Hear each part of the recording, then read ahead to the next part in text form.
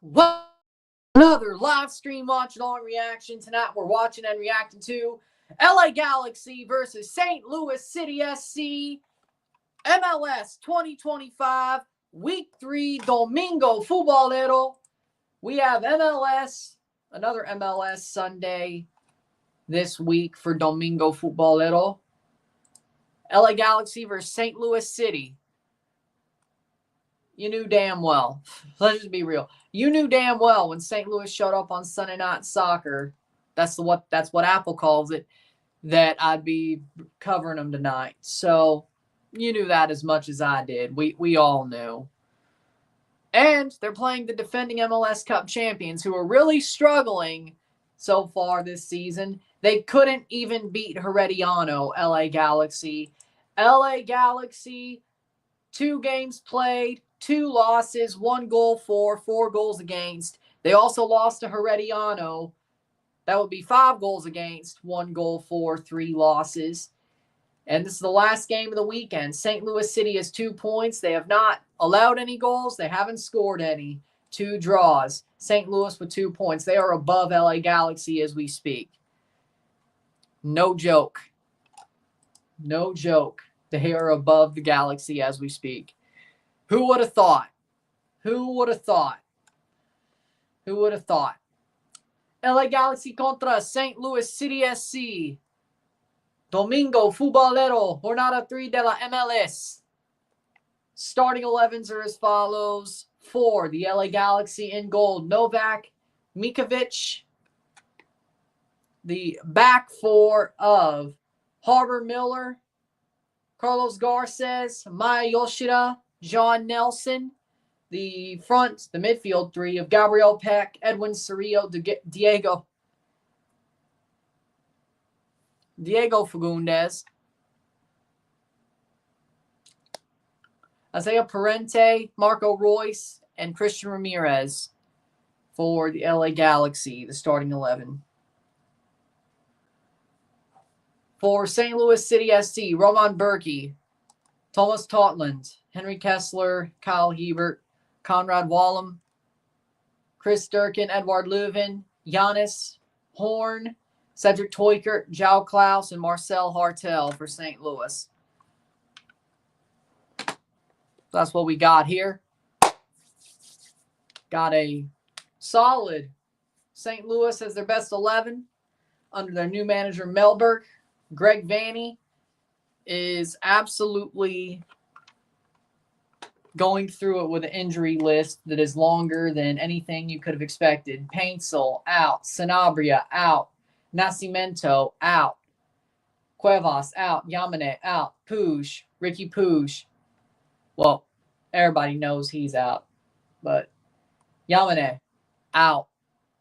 Nascimento, big signing, out. Sanabria. Another big signing, out. By the way, he's played 2 games for the Galaxy. Got hurt. So, Paintsel, big player, out.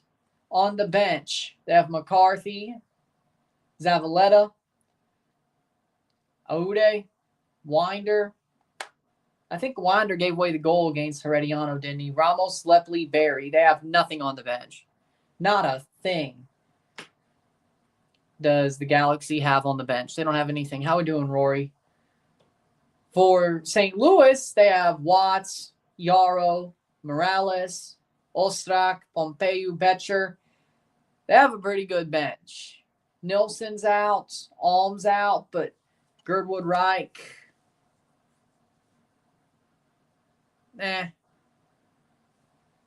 he didn't really build anything up. Miami beat Charlotte, by the way, 1-0. Inter Miami beat Charlotte. They got the goal. Ustadi got a red card. And let's see. Rocco Rios Novo was the guy who they threw in goal for Oscar Ustadi. Wow. I cannot believe it. Drake Callender, oh my God, it seems to me Mascherano don't like him. It seems even when they almost had to, they don't. Oh, he wasn't even on the bench. Oh, well, damn. They didn't even put Drake Callender on the bench for this game against Charlotte. Wow. Okay. Oh, no, he does hate him. I mean, Rocco Rios Novo is solid, and let's be honest, he's had experience before replacing a pretty what's the word? Tenured goalkeeper off of a red card before. Atlanta fans would know what I'm talking about. Drake Callender is injured. Yeah, but he's been on the bench for at least the Champions Cup games. Not bad enough for Font Mob to talk about it. Oh, Falcon got hurt. Fafa Pico's hurt. Well, that makes sense. While Lindy's been playing. Messi didn't play at all in this game. Good news. I guess he's playing on Thursday. But Rocco Rios Novo has been used to stepping up in goal when it comes to it against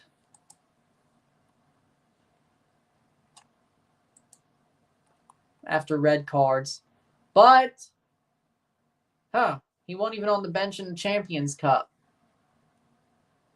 Aren't you supposed to name 3 goalkeepers with the Champions Cup? Isn't that why Columbus got screwed over last year with the goalkeeper stuff? Because of the Champions Cup.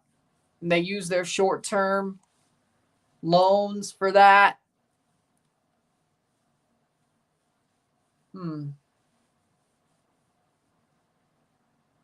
Didn't they?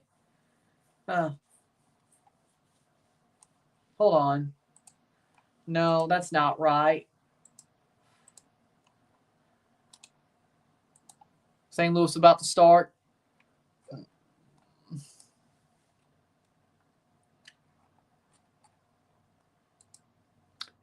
Here we go. St. Louis versus LA Galaxy.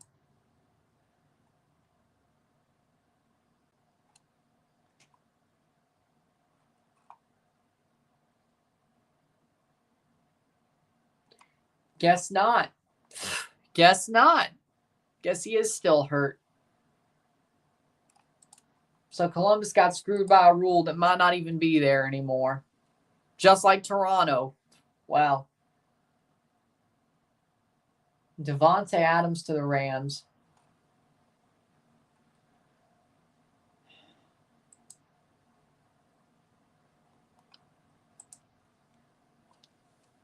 Nice. Nice. Lovely. That's awesome.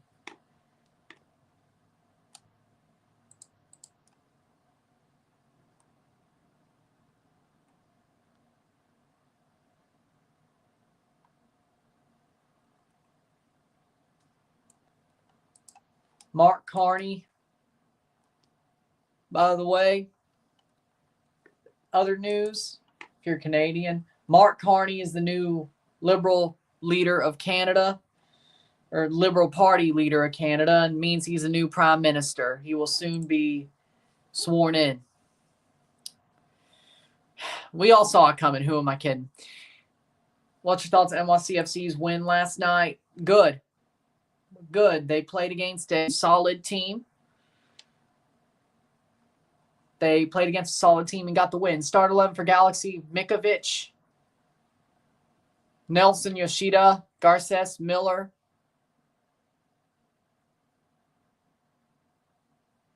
Marco Royce, Edwin Cerrillo, Isaiah Parente, and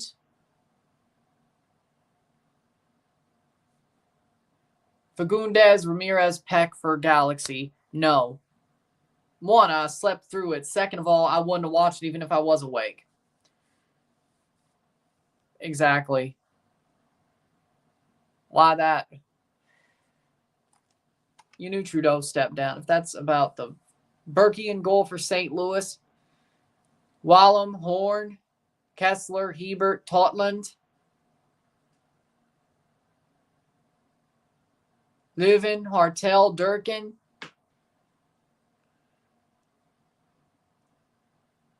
Toykert and Klaus for St. Louis City. A 5-3-2. Yep. Bot Mob got it wrong.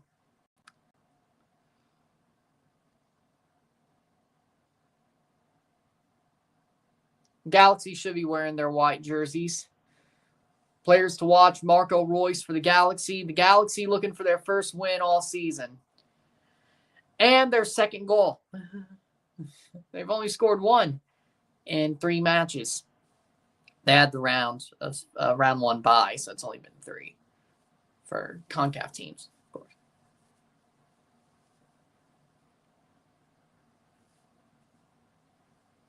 João Klaus, the player to watch for St. Louis, 0 goals the last 18 MLS matches for him. Yeah, João Klaus has not been the same guy since his injury.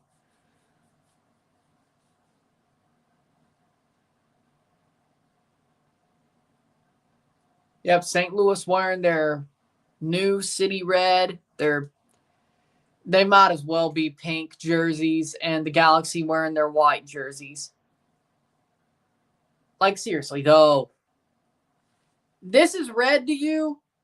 If this is red to you, this might as well be pink. Well, good.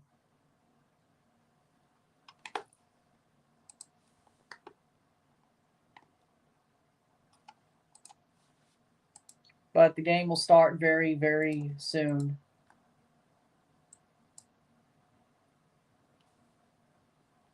Two hours, 6 to 8. We'll have the review at 9.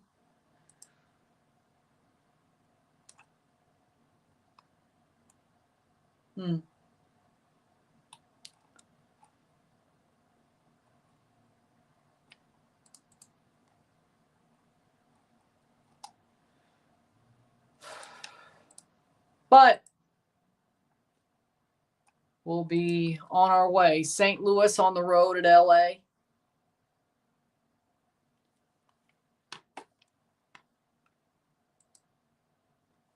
Mark Carney. It is Domingo Futbolero. See, the way I thought about it this year, no matter what, every Sunday is Domingo Futbolero. Anytime I do an association football match on a Sunday, it's Domingo Futbolero. Even if it's MLS. I'll at least say it on Sunday. If not, put it on the thumbnail. So, do that what you will. So that's my thing now. My Sunday night football is Domingo Futbolero. Whether it's MLS, whether it's Mexico, whether it's Nations League, whether it's Gold Cup. If it's Sunday night in association football, there you go. That's my thing now.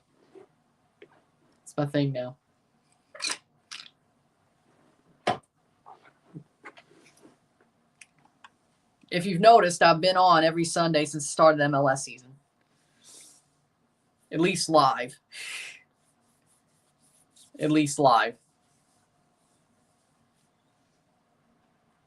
Because the Portland game was so bad, I didn't do a review for it. I did do a review for the Houston-Miami game, though. I'm going to cover both. I don't know how much of each is going to get a focus, but I'm going to try to stream games from both, yes. They're going on at the same time. So I'm going to try to do both. I don't know exactly how much each one's going to get focus. I don't know if it's going to be 60-30 Gold Cup. Like, I know games that I want to do no matter what. Like Canada, I'm doing. If it's Canada, I don't give. There might be a couple of doubles too. There might be a couple of like, I can't choose. We're going to do a double. And I'll find a way to watch both on 2 screens. I'll find a way. I think I'll have a laptop. Whether it's that older one or a Chromebook, I don't know, but I'll figure out a way to have 2 screens if I have to do a double. If I can't choose, like, oh, here's Canada, but Miami's playing at the same time. Double. Or I'm saying in general though, at the Club World Cup, I want to do all the CONCACAF teams and Chelsea. Chelsea and all the CONCACAF teams because that's what I care about the most.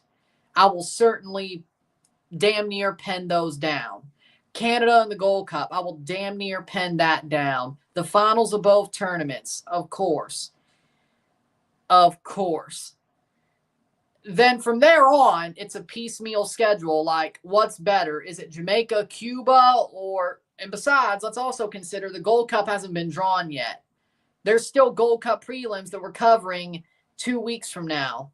It's not complete. Should I do Saudi Arabia's games? I don't know. My luck, they'll play Canada. My luck, Saudi Arabia's going to play Canada, but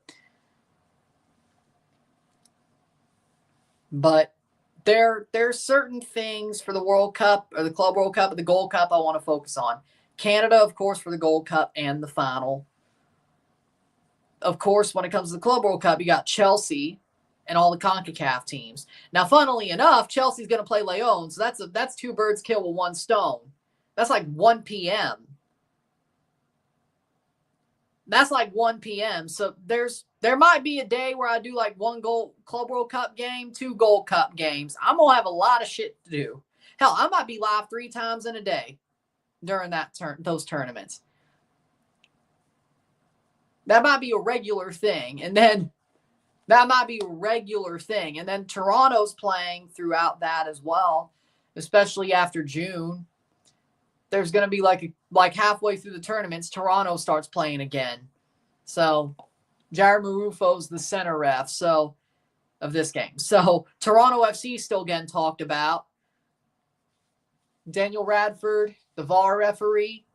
So point being is I haven't even got to that part of the schedule yet. I don't even have June written out. I don't even have July written out because I still need to see what the Gold Cup schedule looks like. Well, the Gold Cup draw happens.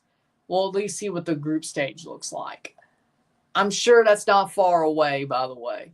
And we're off. Wouldn't surprise me. Well, no. I guarantee you the Gold Cup draw will probably be the end of March at the earliest. We're underway. And by the way, I'll be live for the Gold Cup draw as well. Probably, I'd say the Thursday or Friday after the prelims are over. Because if I remember correctly, in 2023, the Gold Cup draw was after the Nations League final.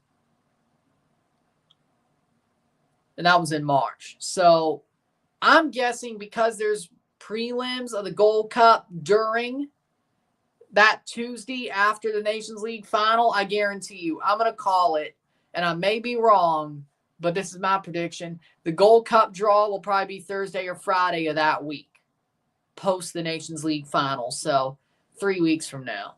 Playing forward, crossover. Shot from St. Louis over the bar, but St. Louis early. Totland? It was Totland. Totland with a shot. No, it was Wallum, actually. Wallum. Corner. Well, I mean, it's the second time they've done it. A lot of the teams come to the USA for preseason. And, well, it makes sense considering the Club World Cup just happened, you know. So it makes more sense this year than any to come to the U.S. for preseason. So, I mean, yeah, is it a money grab? Yes. But is it still a competitive tournament? Yes. But it gives American fans a chance to see their European teams. Cross in. Shot! Oh, what a save by Novak. Corner. And Living. Nope. Hartel is holding his leg. Similar body type. I don't know why. Hartel's holding his leg. Man, I'm over 2 right now. Shot. Saved by Novak. Kicks it away. St. Louis has a lot of No, the only invite they did was Saudi Arabia. Cross in. Because if you counted teams that are already qualified, plus Saudi Arabia, plus half, like all the matches, like you count each line of the Gold Cup prelims, that adds up to 16. Wait, or was it 24? Either way, point being is it was 16. There wasn't enough. There was only one invite. That'd be Saudi Arabia. So they invited Saudi Arabia, but everything else is just CONCACAF teams. It didn't turn out to be the Super Gold Cup, which honestly, missed opportunity. Honestly, missed opportunity. But then again, who's to say that like Italy would have had their best players because of the Club World Cup? Maybe. Who's to say the U.S. has their best player? They tried. As far as I know, they tried. It just didn't pan out. But honestly, maybe that's for the best. Maybe that's for the best. 3 minutes in. Maybe that's for the best. 4 minutes. 0-0. Settle is settled. They tried.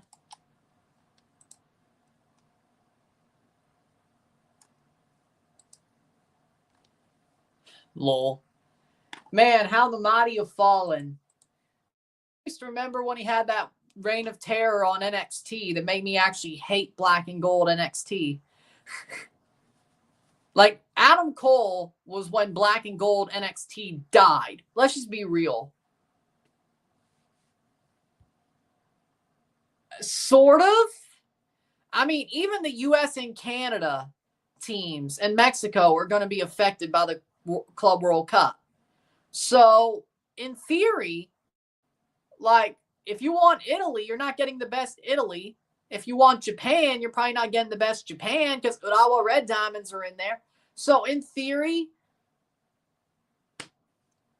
do I think the Super Gold Cup got sort of shit canned by the Club World Cup?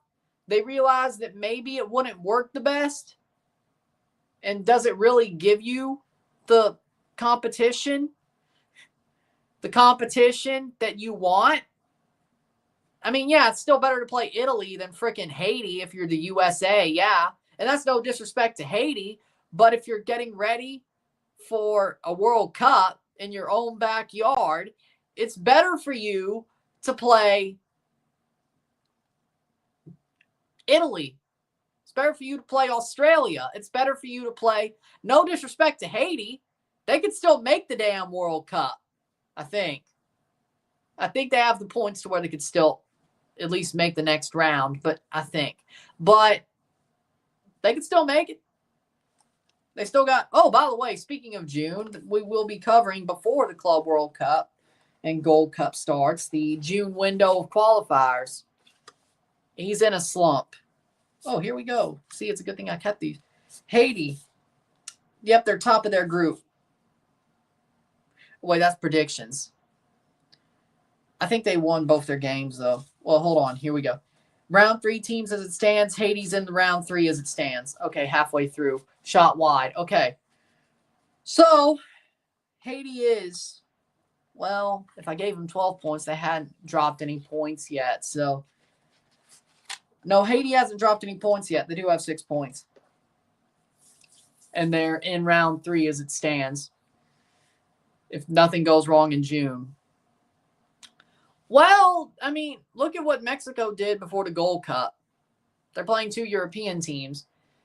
Basically, what that means is that Mexico, USA, and Canada have to pick up big friendlies or competitive non-CONCACAF friendlies on their own, which Canada did, by the way, as well for September.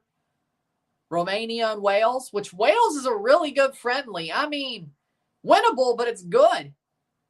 Winnable, but it's good. Romania, they'll probably only make the World Cup when it's 64 teams if Infantino gets his way, but I'm just glad they won. But yeah, 1-0 is not enough against Leicester.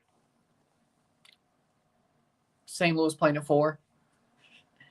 That wouldn't happen, but if it does, like if Mexico has a friendly in Mississippi, Starkville or Oxford, shit. and it's later before the World Cup, shit, I might show up. Shit, I might show up. Shit, I might show up. And if it's Canada, Mexico, shit, I might show up. Would have to be Starkville or Oxford, which ain't far. Save. They aren't doing that, though. But then again, they did put one in North Carolina, and they did go to College Station. So who knows? Maybe they'll go to Starkville. Maybe they'll go to Starkville. Just, I hope it's Canada, Mexico. I know it won't be.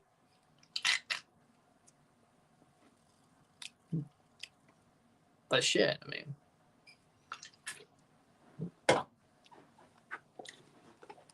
Yeah, but they won 64 teams for 2030. Yeah, Infantino's a dumbass. And greedy. That man is a dumbass and greedy. 8th minute. 0-0.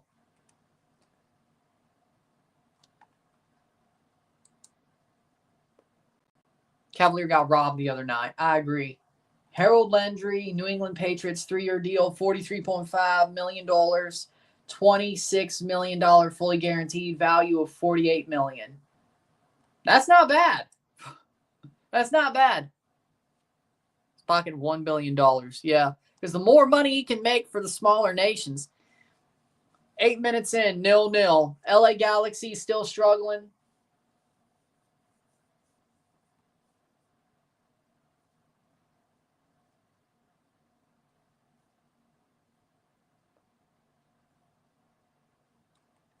Best case scenario, we got a 10-sack player. I didn't watch the freaking Sidemen charity match because I slept through it, but even if I was awake, I wouldn't have watched it.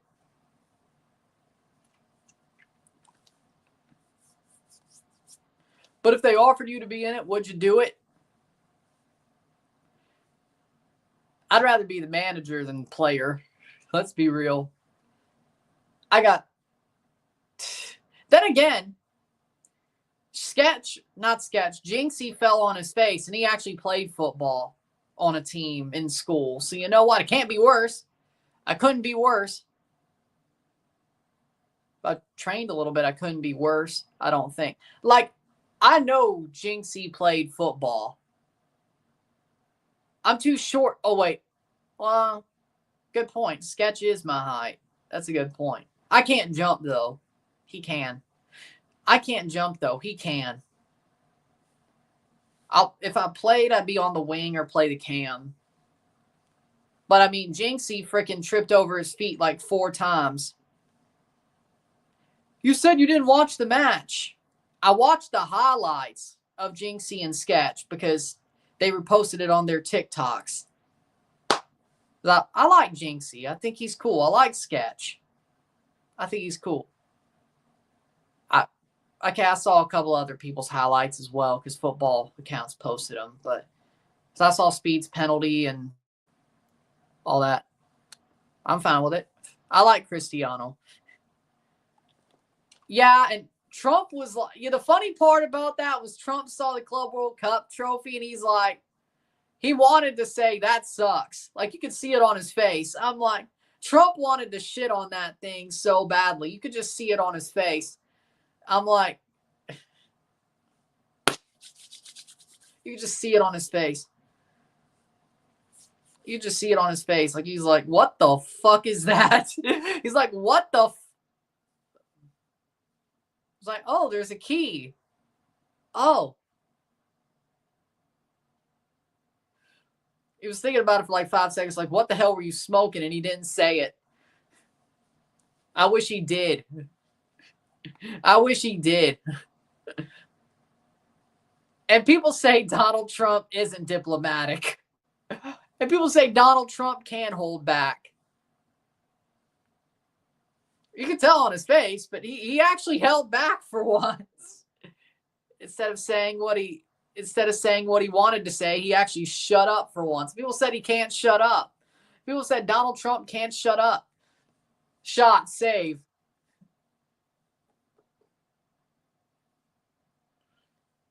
No, the Bundesliga trophy is actually beautiful. Like, the Bundesliga shield is actually beautiful. I don't know what you're talking about. Like, that's insulting to the Bundesliga trophy to say the Club World Cup is a cookie cutter copy, or got his whatever inspiration from the Bundesliga trophy. That is insulting. That is insulting. That trophy, the Club World Cup trophy, is ugly. I've said it since they brought it out. I'm not changed my mind. It's still ugly. And honestly, it's worse because of the key, because they can move the rings. Who thought that was a good idea? It's ugly on its own, but honestly, taking the rings out from the circle, the plate, is stupid. And it's already ugly flat. Honestly, making it 3D makes it look worse. Making it look like a solar system diagram looks worse. They should have kept the old one. The trophy should have been the old Club World Cup trophy. They should have kept the old one. Like, make something new for the Intercontinental Cup. Like, ironically enough, let's think about the other World Cups. The Men's World Cup of football on a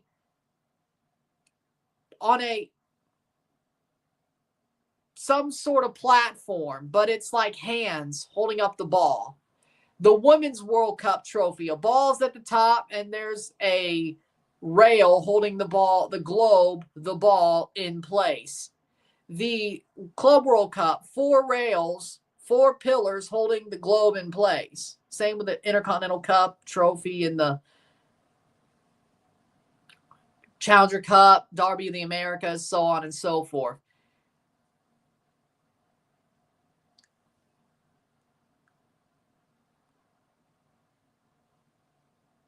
The under World Cups, the underage World Cups, no. Like the U20 World Cup, the U17 World Cup, it has a football at the top held up by something. So the only World Cup that doesn't have that type of trophy is the Expanded Club World Cup. Like, they had a perfect set of World Cup trophies for the Under World Cups, the Women's World Cup, the Men's World Cup, the Beach Soccer World Cup, and the Club World Cup. And what do? They screw it up. But hey, at least they kept the original trophy pretty much for the Intercontinental Cup. For the smaller cups that lead to the final, exactly the old trophy except different colors. The Intercontinental Cup trophy is bigger, but it's a similar trophy. It's not that much different to the Club World Cup former trophy. It's not exactly the same trophy, but it's close enough that it doesn't matter. But I guess what they were thinking is this. If they're going to use a similar trophy for the Intercontinental Cup and they're going to give trophies for the smaller games that lead to the final, why make a new trophy and then copy it? Like, copy the old trophy, the old smaller trophy, and make the big trophy for the final. Just like the old trophy, but a little bit different. It's like the old Club World Cup trophy, but a little bit different. Playing forward is St. Louis. I don't exactly like it. Going forward, which I guess that makes sense, but, I don't know.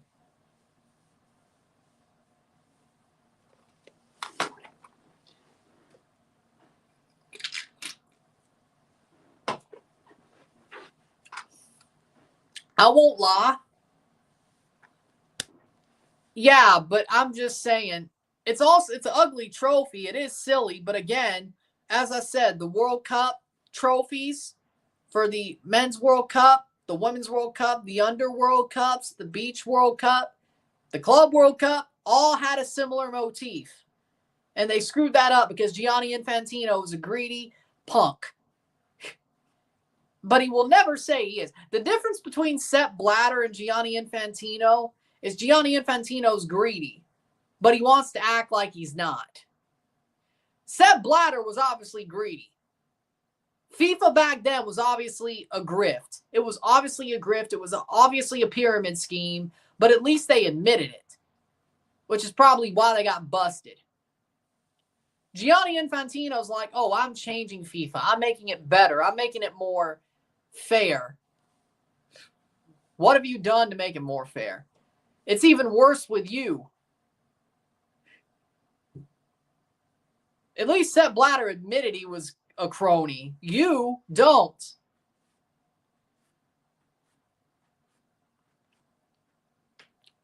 Qatar, I know he gave Qatar to them, so that's fair. But USA, Mexico, Canada, see, that's why the first one he gave was Mexico, USA, Canada. Makes things look a bit better, but it's still a 3-nation World Cup. But then what does he do? A 6-nation World Cup where 3 of them are only hosting one match because of the centenary. And I know South America can't really support a full World Cup at this point because of their economics. I get it. But say what the situation is. If they can't support it, I guess it's fine. There's just Spain, Morocco, and Portugal. Even though, yes, I guess it is romantic to put 3 games in South America. And then now they're going to make it a 64-team World Cup one time only. But let's be honest, that's not the truth. They're going to be like, oh, it's only one time only, but it's going to do so well. It's like, we lied, sorry. Saudi Arabia, 64 teams. Let's also remember that Saudi Arabia, because of that 6-nation joke, the only continent that could put in for the World Cup in 2034 was Asia. Guess where Saudi Arabia is? Asia. And they only made, the betting window like a week? So they couldn't, Australia couldn't put one in. Japan couldn't put one in. It's like Saudi Arabia knew this was coming, but Australia had to make a bid up on the fly. Japan had to. I don't know about you, but it feels to me 2034 was already given to Saudi Arabia. And they rigged it all away, so other countries had no idea it was coming. Australia tried.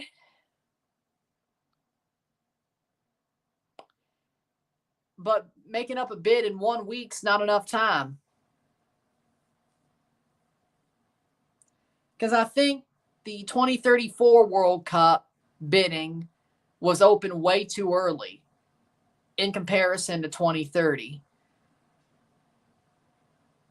Oh, by the way, another Winter World Cup, by the way, which, you know what? I don't mind that as much. I enjoyed Qatar, so I don't know. I enjoyed the Winter World Cup with Qatar. Like, it's, so what? 9 years from now, there's a little bit of nostalgia when they're in Saudi Arabia, when they're going through another Winter World Cup. Sounds fine to me. How we doing? 0-0, 20th minute for St. Louis versus LA. St. Louis is solid. Still haven't given up a goal in 3 matches. And they've had some chances, just like they've had the first 2 games of the season. LA Galaxy are still struggling. Again, that's what happens when your best player gets hurt. And, 2 of your best players get hurt. And your striker is Christian Ramirez. I hope Ireland gets there too. That would be awesome. That'd be awesome. I think 2030 or 2026 World Cup's going to be amazing. I think it's going to be an amazing World Cup. Shot! Side netting by Toykert. I think it's going to be an amazing World Cup. But 36 teams. I think Ireland could get there. I trust Heimir Hallgrimsson. I'm surprised he left Jamaica. But I trust Hallgrimsson as a manager. I think he's talented enough to get Ireland to the World Cup. And I'd love to see it. I do have Irish blood, so I better want to see it. I'd better want to see it. But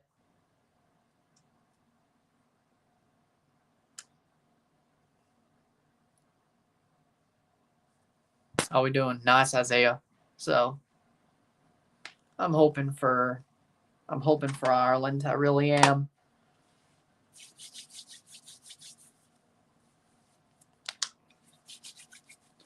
'23rd minute header. I hope the sherbet calmed down the heat. That's pretty smart because milk is what's supposed to calm down the capsaicin. So you eat sherbet, which has milk. Smart. Smart. Never thought of it that way. Ice cream, sherbet, while you're eating hot chicken or hot sauce, some with hot sauce. Never thought of it that way. That's actually pretty smart. And a little bit of sweets too. Yep. I think they played USA at that World Cup, didn't they? Nice. I'm not surprised. Shot! Oh, off the post! Shot over the bar! Wow. Galaxy again. Roman Berkey with a save, and then it goes over the bar. Nice. Hold on. I only faintly know about the 2002 World Cup because I was still, the 2002 World Cup, I was still a toddler back then. I wasn't watching that World Cup. It's all post-2002 knowledge. Torsten Frings did score against the USA, though. I remember that because Torsten Frings ended up playing in Toronto. And he was no good.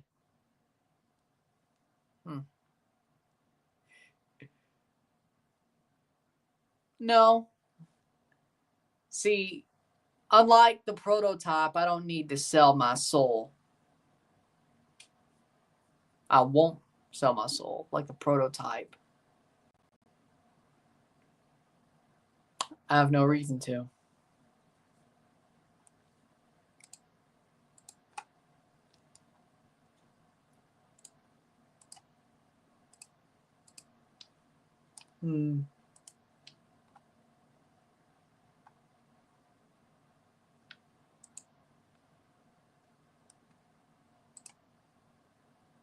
Oh, Ballack scored against the USA. Post. Torsten Frings played on the 2002 German team. Ballack scored. My bad. Wait. Torsten Frings helped with that goal, though, didn't he?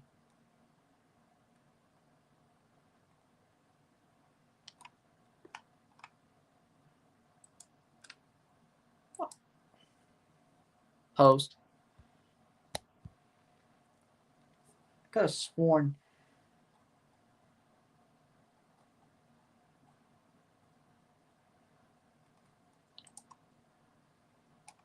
Close. Oh,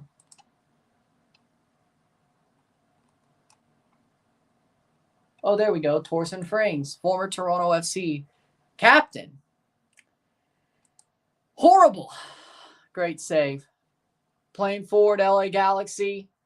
Trying to find room to shoot. Well, it was a flop, that's for sure. Shot! Oh, good clearance by St. Louis. 33 games, 2 goals for Toronto FC over 2 years in the league. I think he did more in the Champions Cup, Champions League. CONCACAF Champions, 2 appearances, 0 goals. 3 goals all came from MLS. Wait. Huh. 20-2, 3 appearances in the Canadian Cup, 0 goals. His 2 goals came in 2012. I was looking at the wrong. Past the post. Yeah. 2 goals. He only scored 65 in his whole career. So, I mean, 84. 65, 4, 11. Or 13 and 5. 65 in league competitions. So Gabriel Peck wide. Well, Powerade water similarly. Powerade and water are the same thing, pretty much. It's not like you put, hey, don't put soda in the water cup. Don't put soda in the water cup. Don't put soda in the water cup.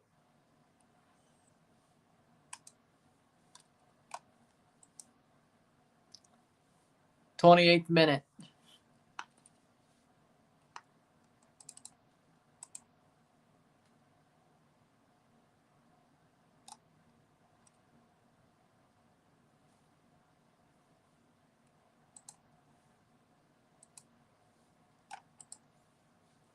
'28th minute. Playing forward to St. Louis. I think they've been better so far. Teukert in through. Novak gets there first. Joe Klaus couldn't make it. Couldn't make it there. Good play, though. St. Louis, they're threatening. LA Galaxy seem to me, LA Galaxy seem a lot more desperate to me, is what I'm saying. Also, Westchester County finally getting a USL team. Good. The more teams, the better in the pyramid. The more teams in the pyramid, the better. Nice. The more teams, the better. The more teams in the pyramid, the better. I have no problem with that. But I do believe St. Louis has been better. I think they've been more clinical. Not clinical, but they've been more quality. I think the Galaxy are they've pushed, but I think they're very desperate because of all the games they've lost. Even losing to Herediano. They're very desperate. That's not to say that when Ricky Puig gets back and Joseph Paintsel comes back, they'll get better. I'm sure when Joseph Paintsel gets back, they'll be better. And then when Ricky Puig comes back, I'm sure they're going to be right back on the same heater that they were. Like, they definitely could finish 4th or 5th in the West if they can shape up, and you will want to face them in the playoffs. I think there's a lot of teams in the West that hope this is actually a hangover and they actually miss the playoffs, because if the Galaxy makes the playoffs, I still think you don't want to see them in the playoffs. I don't care if they're the 7 seed. You don't want to see them in the playoffs. Like, you hope this isn't just they're so injured to hell and back. Of course they're going to suck. And once they get their guys back, hopefully it's early enough to where they could build something out of it. For the rest of the conference, it's probably like, hopefully they stay out for a while, or hopefully Ricky Puig was the big, big cog in the machine compared to, I saw. The Rams might actually win. The Rams might actually be a favorite next year. I still feel like once they get their biggest players back that actually can come back from injury, I think they'll be fine. I just think they're so devastated right now with injuries. Like, losing Joseph Paintsel, like, they could have survived without Ricky Puig if Joseph Paintsel didn't get hurt. He did. Gabriel Peck is talented, but he can't do everything himself. Marco Royce is a bit washed up. That's the sad part. Christian Ramirez hasn't really got any service. So you look at it and you say, well, Galaxy are looking desperate. I agree. Corner for the Galaxy, 32nd minute. I noticed last year's playoffs didn't really count on defense to win except for Miami for other reasons. See, what you mean by that is defensively, the teams who were winning in the playoffs scored goals, except the Red Bulls. Hold on. The Galaxy were scoring goal after goal after goal. Let's just be clear about that. LAFC no, not really, actually. No, they got past Vancouver by the skin of their teeth and then lost to Seattle. Seattle wasn't too bad. Like the Galaxy was scoring goal after goal after goal, except for the Western Conference Final. The Red Bulls, on the other hand, definitely won because of their defense. They got to MLS Cup because of their defense, and they got clutch goals. It was the opposite, actually. The Eastern Conference, at least the Red Bulls, were very defensive. Atlanta, their defense was solid, but they did score some. They scored a good bit of goals until they lost all their strikers. Then against Orlando, but Orlando only beat them 1-0. Eastern Conference was really defensive. I mean, for the fact that Brad Guzan, and you could say really Atlanta was Brad Guzan saved their ass. You could say that, but I think the East was very defensive. Like what won the Eastern Conference was strong defense. What won the West was amazing offense, a high-flying offense. And in the end, just like Toronto's finding out, defense wins championships over the bar by the LA Galaxy if you could score goals. Red Bulls couldn't score goals against the Galaxy because even though their offense was souped up, Gaston Brugman. Speaking of, playing Cerrillo where Delgado and Brugman were, isn't really working out. Let's just be real. Gaston Brugman was MLS Cup MVP for a reason. He cleaned that up. He cleaned that game up. And they traded him like 5 days later. That was some of the dumbest shit. Might be because of salary cap issues, but they traded him 5 days later. Like, as soon as they could trade him, they traded him to Nashville. Galaxy fumbled the bag. Yeah. Then Mark Delgado gets traded, 2 months later from that to LAFC, which even worse is the rival. So McCarthy was done dirty. He's still playing for LA Galaxy. He's on the bench. But he played against Herediano, but they think Novak's the better guy. He's not. Hate to tell you, he's not. Corner for Hartel. Man, he's swung in like 30 corners already this season. Hartel swings it in. Ball goes down. Played forward. St. Louis chips through. St. Louis cross in. Shot wide, but it's cleared. What a play by the Galaxy. Garces makes sure that doesn't go in. Am I behind? Goes behind. That was Garces. Okay, I'm just going to stick where I am. Another corner for St. Louis.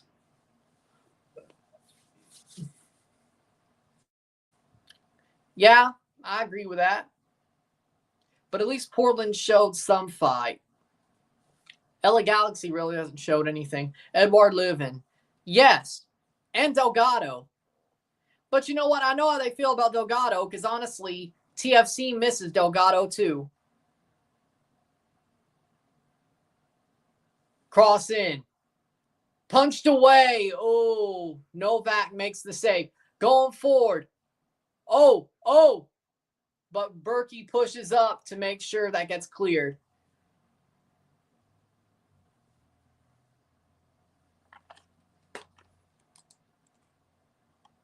'30th minute.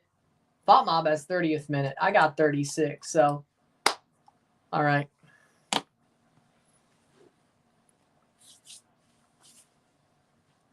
Playing forward. Nice play there. Good drop back by Durkin. Chips over Totland. Totland heads down. Cleared. Fagundes. Oh, there it is. Making the run. Marco Royce. Nice play by Royce. Royce plays on to Fagundes. Fagundes chips it through. Royce. He's right there, but it gets cleared at the last second by St. Louis. Okay. But yeah, Galaxy missed Brugman and Marky Delgado. But Toronto until they got Coelho missed Marky Delgado. But even then, even then, see, the identity should have been Joseph Paintsel, but he's hurt too. Like, I'm not saying Gabriel Peck is bad, but he's at his best when Paintsel's on the other side.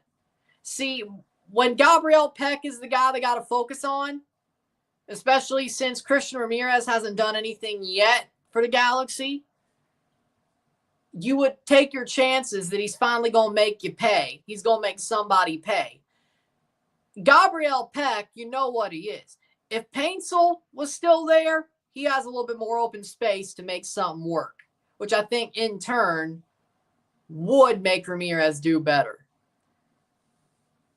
Gabriel Peck being alone, and Marco Royce ain't the same Marco Royce that he was 2 years ago. Like, Dortmund let him go for a reason.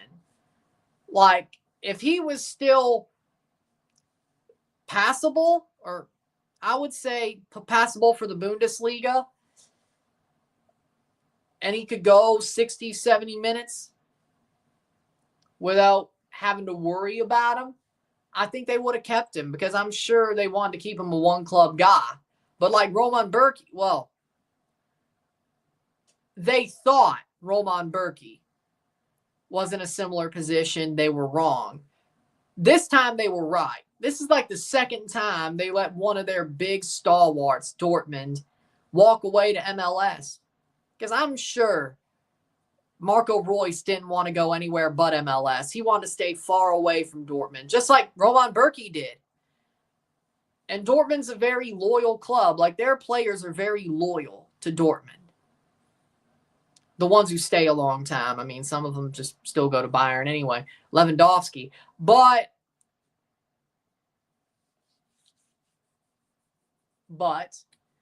they thought Roman Berkey was washed. He goes to St. Louis, and he's not. They were wrong. Roman Berkey turned back to his, 2017 self with St. Louis, and he still is. Definitely, certainly helped them win the West in the regular season in 2023, and helped them almost kept their heads above water for at least competitive last year. And this year, he's done well. No goals against. They were wrong about Roman Berkey, but Dortmund was right about Marco Royce. He's washed up. Like, he could be a good super sub, but should he play 90 minutes, 75 minutes, 80, 90? No.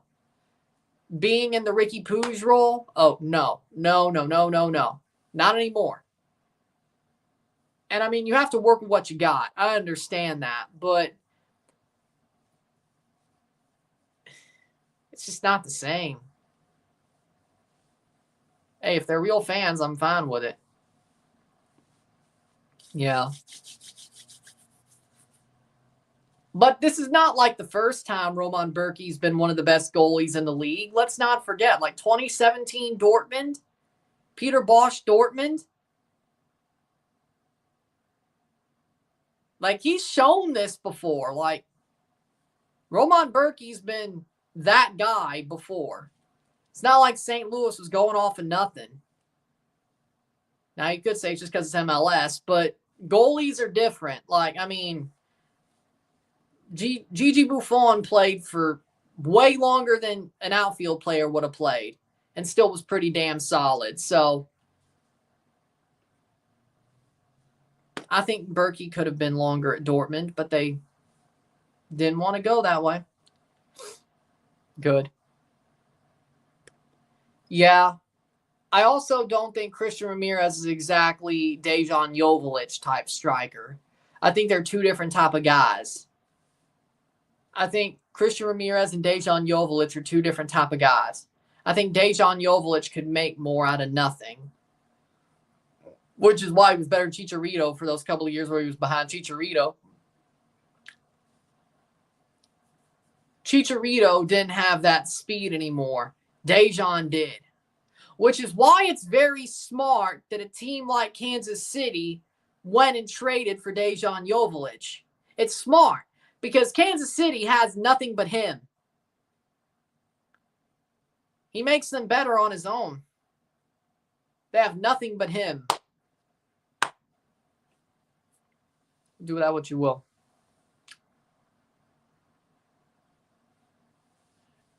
I mean, I'm not surprised. Colorado's a damn good team. What? Yes! Yes!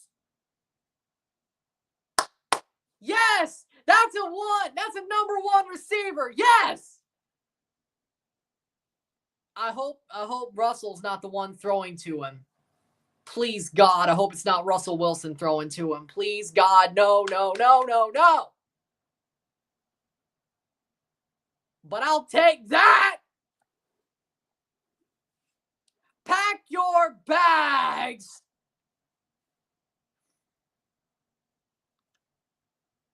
Hey, George Pickens, pack your bags. Get the hell out. Get out. Hey, George Pickens, pack your bags and get out.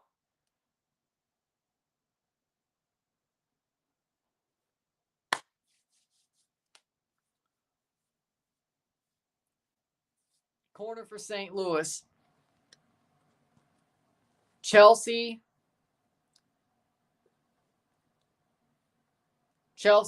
Napoli, cross in, saved. Forge FC. Oh, St. Louis goal, Cedric Toikert. He scores. Horrible defensive mistake, rebounds aplenty, and that's a goal for St. Louis. Cedric Toikert. 0-1, 0-1. Cedric Toikert.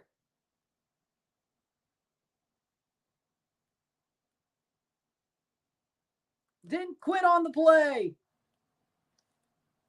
Love it. But Chelsea, Napoli, Forge FC, Louisville City, USL team. Forge is a CPL team. Of course, Canada. Japan, Italy, Ireland. Canada, Japan, Italy, Ireland. I might as well support Morocco. They love me. I might as well also support Al Ali. They love me. So, whether I do or not, 44th minute, I might as well. 0-1, 0-1. I might as well. Cedric Toikert pops it away and it counts. So,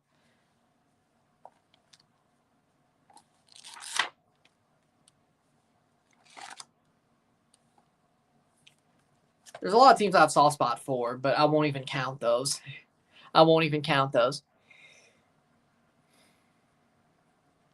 Yeah. Goal for St. Louis. Paige vs. Emma, NXT Arrival 2014. You told me. You know what? I like Jarrett Stidham. Just wasn't good for the Patriots. Could be worse. Calamity. If only Toronto could do the same. 45th minute plus 3 minutes of stop shot. Oh, well, you said outside of MLS. Of course, I also support St. Louis as my second MLS team. And I still will.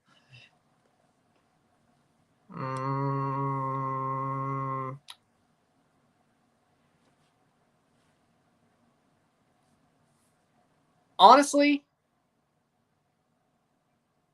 when Paige came up, I would say Paige versus AJ Lee.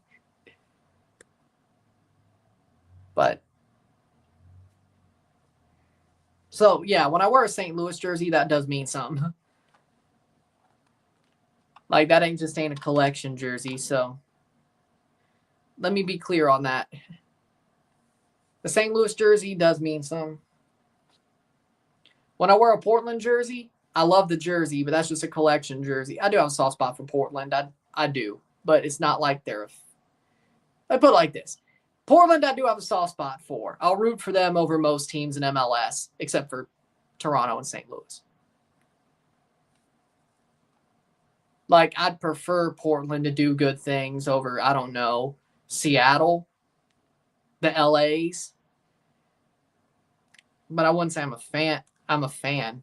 I wouldn't say I'm a fan of Portland. But I like Portland. I like Portland.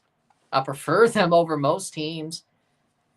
Vancouver, that's just a collection jersey. Miami,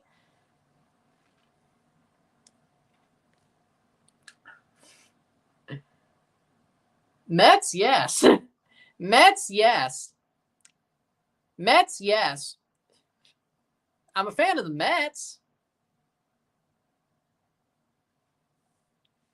If that means anything,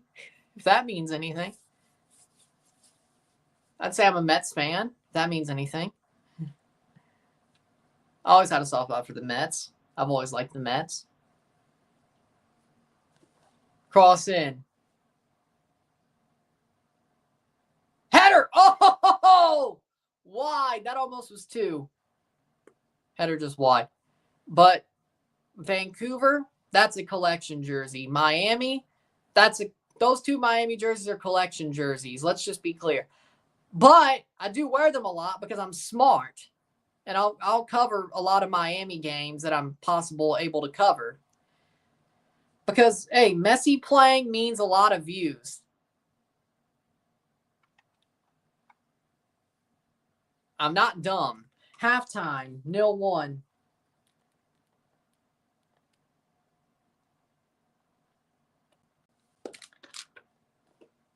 Honestly, 44th minute for Cedric Toykert, 0-1, Settle Uno. Honestly, if I'm being real, I'm starting to, if really, like if Messi's winning, that's good for me. That's good for my numbers. If Miami loses, I get to laugh at Miami.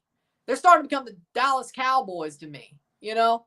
Like, hey, Messi wins, that's good for my numbers. So I'm kind of rooting for them to win, but I'm kind of rooting for Miami to win for my numbers. But do I really want them to win?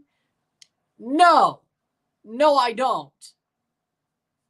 If I could laugh at them and squeeze it out as much as I can from that orange, if they lose, great. Great. But am I a fan of Miami? Hell no. Is Messi the GOAT? Yes. Do I know Messi will get me views on top of views because he's playing for Miami? Yes.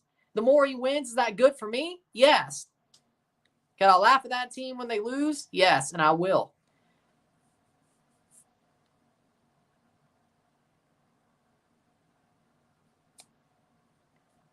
Still want to collect every team's jersey but Montreal's. I will never wear a Montreal jersey. I will never do that. It's more likely if somebody sent me a Montreal jersey,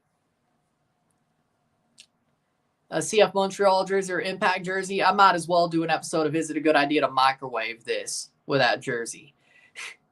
That's probably the closest. Like, I'll save it for the 401 Derby week and just throw it in the microwave. I don't have a problem with the Habs. Only CF Montreal. Only the Impact. I don't have a problem with the Habs. It's not really a rivalry to me. I'm not 70 years old. I'm not in my 70s.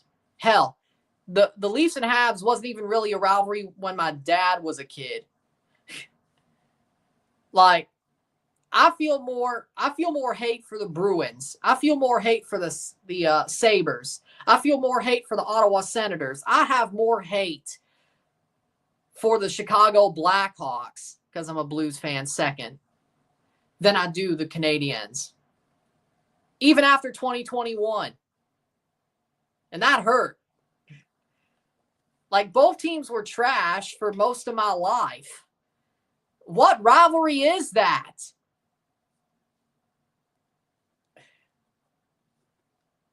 I actually want the Habs to do pretty damn well. It's not a rivalry to me. I'm not in my 70s. Maybe at some point it becomes a rivalry again, but it's not to me. It's not to me. I hate Ottawa more. I hate Boston more. I hate Tampa more. I hate Florida more. I hate Chicago more. Hell, I used to hate the LA Kings more than I did the Habs. There was a little bit of point in time where I used to really hate the LA Kings. And no, it wasn't because of the slash, even though I knew about it. It was more because the Blues were getting owned by the Kings every year. I guess I wasn't alive for the slash, the 93 Western Conference Finals. I wasn't alive for that. I know about it. I wasn't alive for it. Hell, It's funny. I think by the time I actually got to watch those 93 Western Conference Finals games during COVID, I stopped actually hating the Kings. That was like when it started to like go away, ironically enough. I don't hate the LA Kings anymore. Maybe it's because they've sucked for the past, I don't know, 8 years. Maybe. Maybe if I was alive in 93, maybe I'd still hate them right now. I don't know.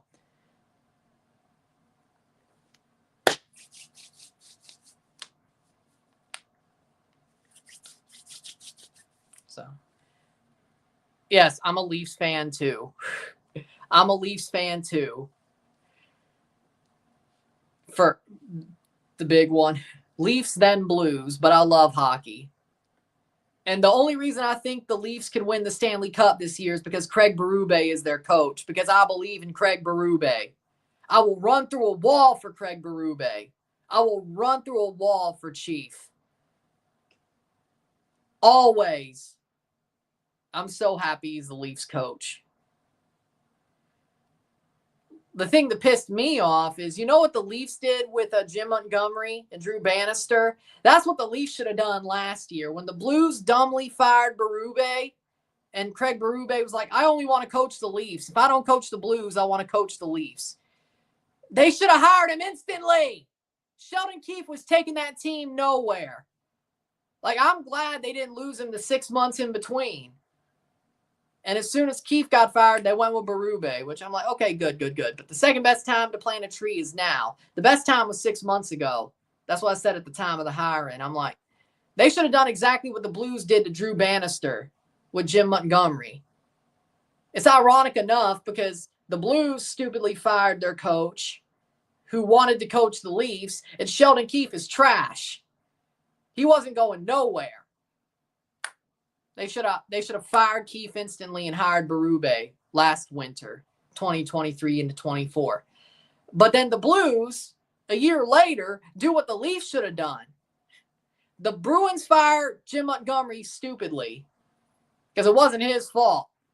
The Blues are like, oh, well, we ain't going to miss this opportunity. He used to coach in St. Louis as well, by the way, Jim Montgomery. By the way, just to be clear, he did. Which is why I guess St. Louis wanted him back. They were like, no, we want this guy. Get him. Sorry, Drew. Bye. Get out!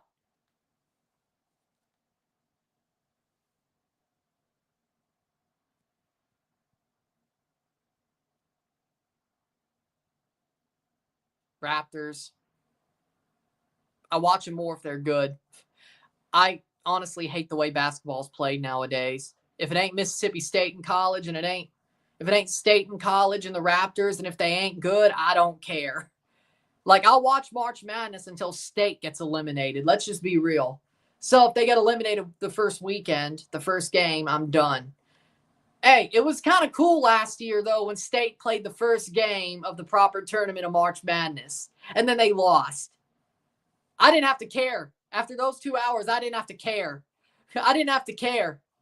I still made a bracket, but still, I didn't have to care. It took 2 hours. The tournament was over for me. It was over after 2 hours. I'm like, damn.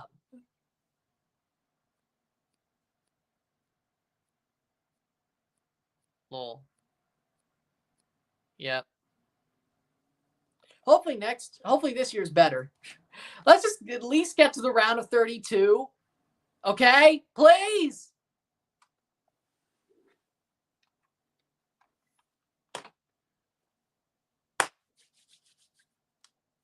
Well, that is pretty cool, though. SIUE's in the tournament. That's actually pretty cool. I won't lie.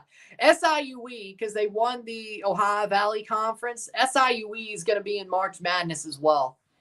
That's actually pretty cool. I won't lie. Maybe I'll pay attention to that. That does seem pretty cool. Okay, I won't lie. That is pretty cool. But with that being said, we'll take a short break at the half, talk about the stats, get this one going. Sit tight. 1-0, 0-1 St. Louis.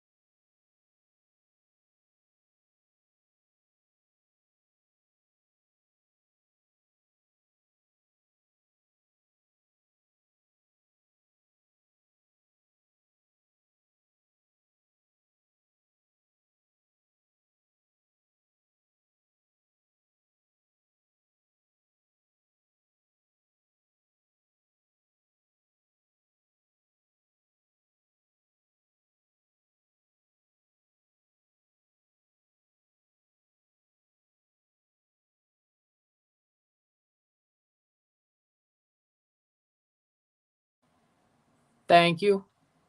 Honestly,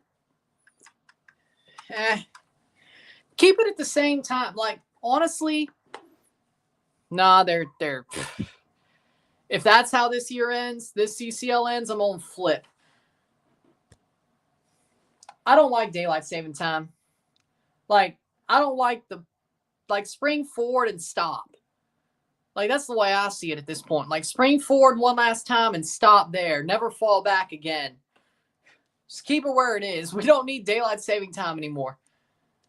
Stats of the half: 64% possession, 36% possession, 8 shots to 6, 3 shots on goal to 2, 332 accurate passes, 92% to 162, 82%, 2 fouls to 2, 3 corners to 6, 8 shots to 6, 3 shots on goal to 2.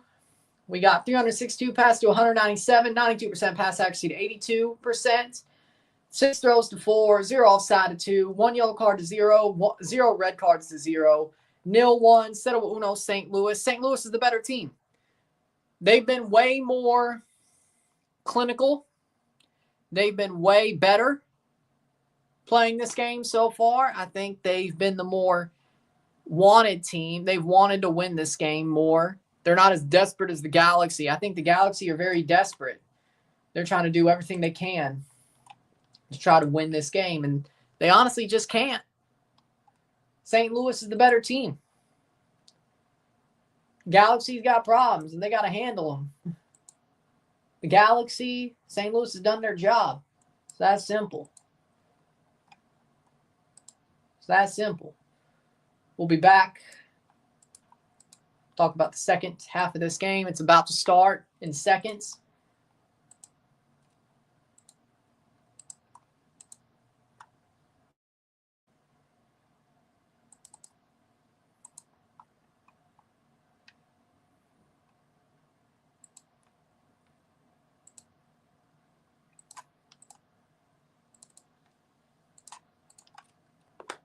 So, we are playing forward.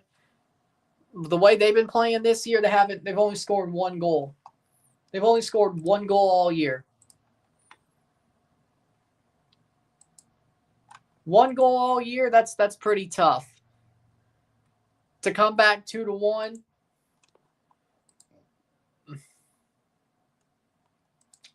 Do with that what you will. Do with that what you will. Playing forward, LA Galaxy, Yoshida to clear, and he does. St. Louis is not. Oh, by the way, speaking of, Galaxy's playing a team who's conceded 0 goals this year through 2.5 games. St. Louis finally scored their first goal of the season, but they have not conceded any goals. Took them 2.5 games to score their first of the season. Wasn't for a lack of trying. They had a lot of chances over the first 2 games as well that got saved or got cleared out. Yep. Yeah. Because, well, yeah. I know British time, maybe because it's daylight savings time, it is 12 at 7 o'clock instead of 1 a.m. But yeah, I know the British time zones well because of wrestling. I know them well because of wrestling pay-per-views. Like, I know the British time zone well because of wrestling pay-per-views, because there's a very big wrestling fan base in England and Ireland and Scotland, and they watch the pay-per-views at their 1 a.m. when it comes on at 6, 7 p.m. here. So you hear it a lot. You hear it a lot. You hear it a lot. Those people have a lot of dedication. It's not like I haven't stayed up till like 3 in the morning for a wrestling show, because I watch New Japan all the time. Back when New Japan was hot, Wrestle Kingdom, there you go. I would say LA Galaxy does have more passes, They do have more shots. They have more shots on goal, more possession, but they have been very desperate with the ball, which has made it very unclinical. So, yes, the Galaxy has better stats, but I think St. Louis has played the more quality game, which is possible, Sometimes it ain't all about the stats. The scoreline doesn't tell you the whole game, but sometimes the stats don't tell you the whole story either. Playing forward, in through. Hartel! Goal! Goal! Goal! St. Louis! Marcel Hartel! What a run! Wait. What a run.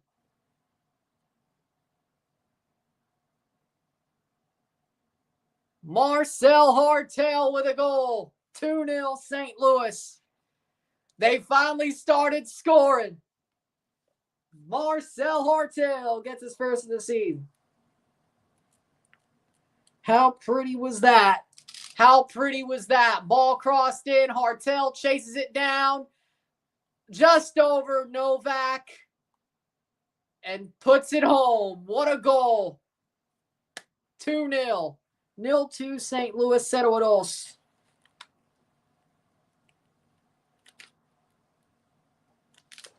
That's game. Boom.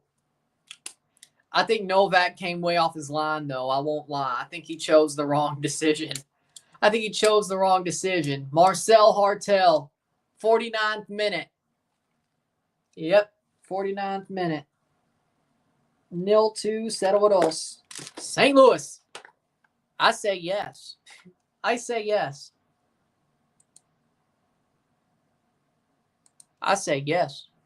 Hasn't allowed a goal yet in 2.5 games, getting on to be 3 and scoring 2. This might be a third. Teukert. That's out for a corner. 50th minute. St. Louis isn't stopping. They want to take the scalp of what's ever left of it of the current MLS Cup champions. And right now, St. Louis is in that scalp. Corner for St. Louis.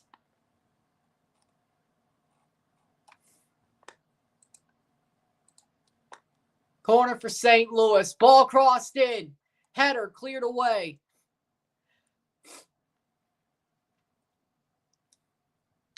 Shot. Plays down. Good clearance. St. Louis don't give up on plays. I like what I'm seeing. Plays through. Klaus. Shot off the post. Klaus off the post. Wow. Here's one. Can Christian Ramirez get one back? No, he doesn't. What a tackle. What a tackle from Hebert to clear the ball away. St. Louis on fire. Boom.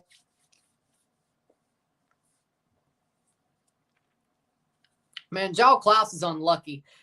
Man, that man's unlucky.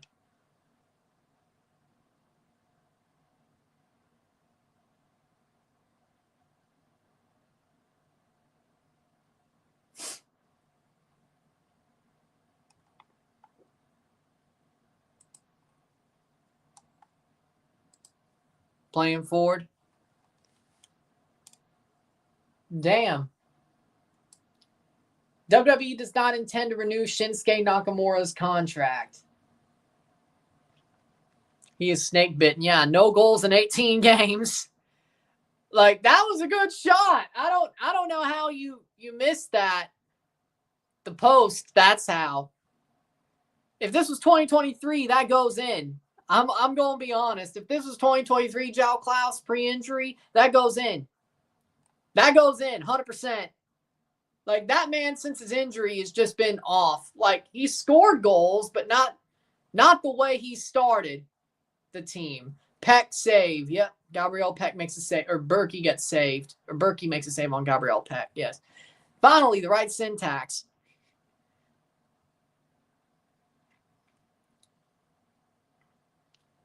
I mean,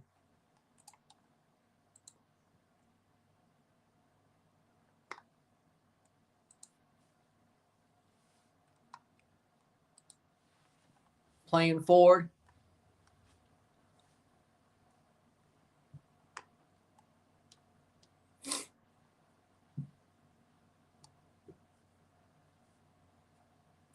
.53rd minute.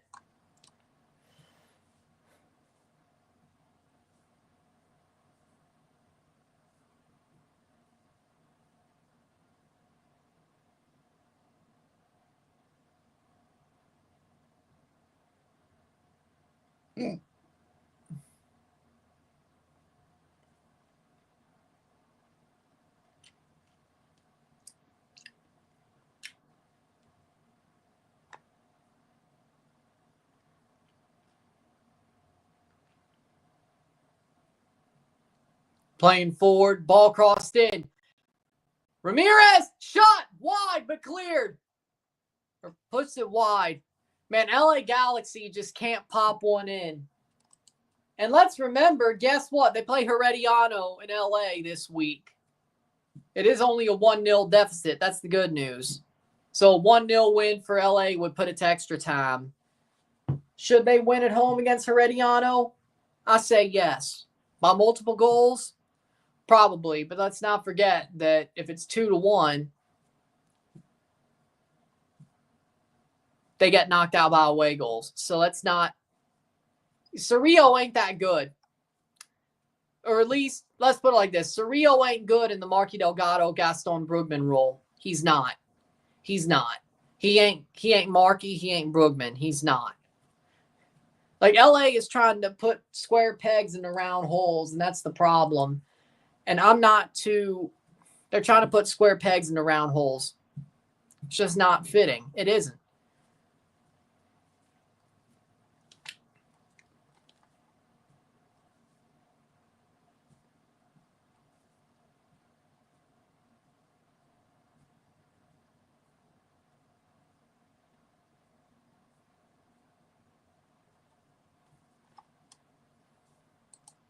Playing forward.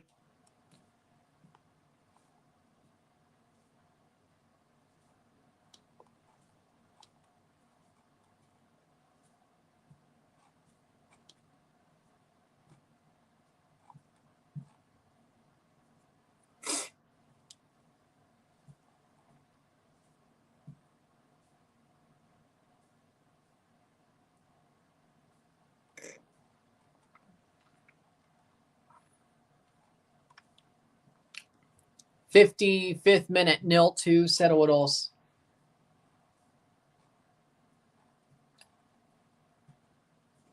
Ha!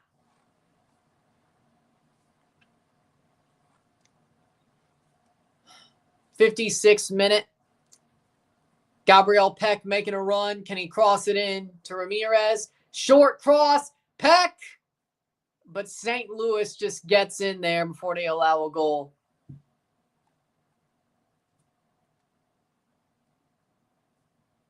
Wallum loses the ball. But that's a free kick. St. Louis is back, I can tell you that much.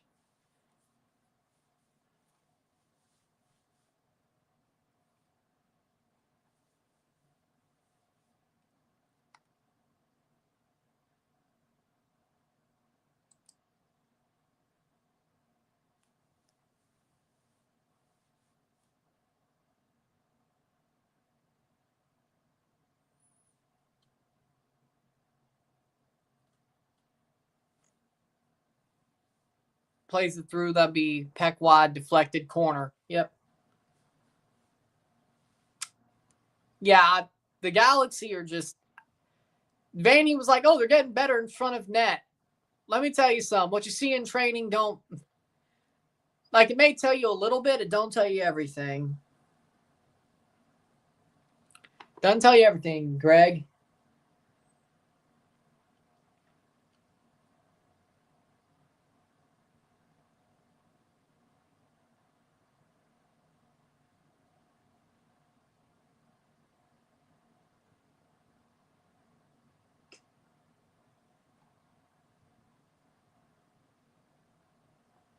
Playing forward. Novak. Cleared away. St. Louis is definitely now just trying to defend the 2-0 lead, which, I mean, I don't blame them. I don't blame them. When you get a 2-0 lead at the house of the MLS Cup champions, you probably hold on to it. You go and hold on to it before you add on to it. But you hold on to it. But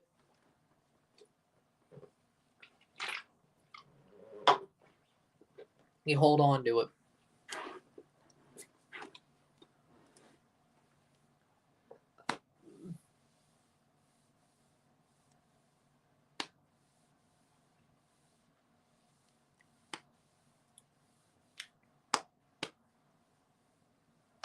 That'll be a free kick.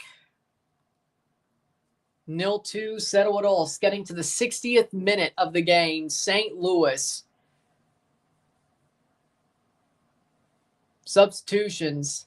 Uday and Miguel Berry coming on for LA Galaxy. And Elijah Wander coming on as well.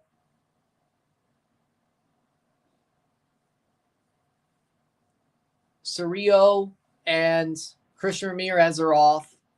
Miguel Berry replacing Christian Ramirez.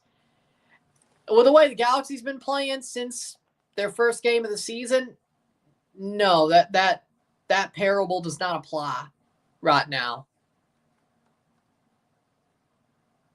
Besides 16 minutes, 30 minutes.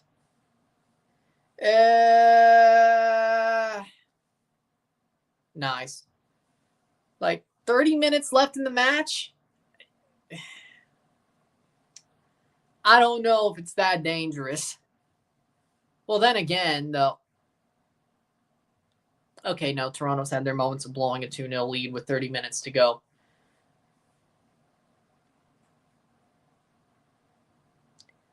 But that's just Toronto for you. I don't know if that's a.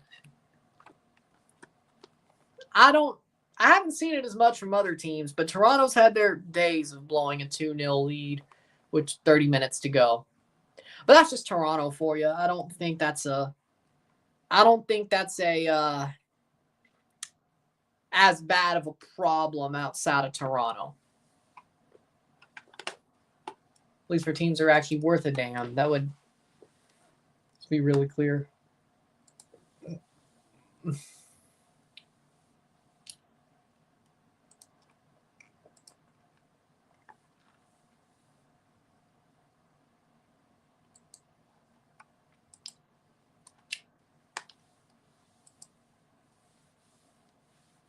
'61st minute.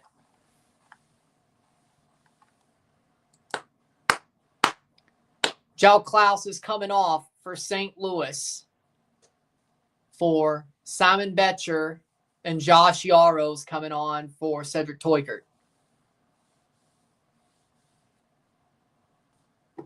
29 minutes to go.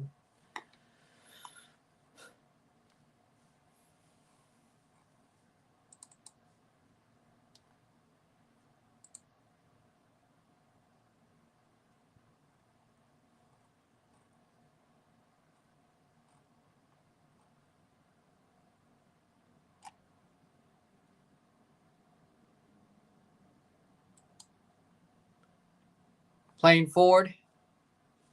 62nd minute.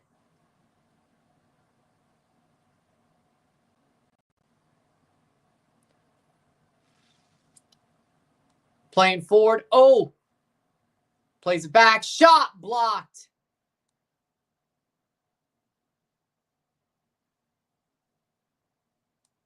Would Galaxy sack Vanny?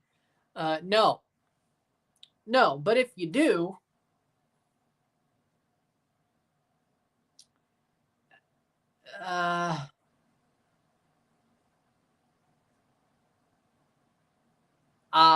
you know what? If the Galaxy do stupidly sack Vanny,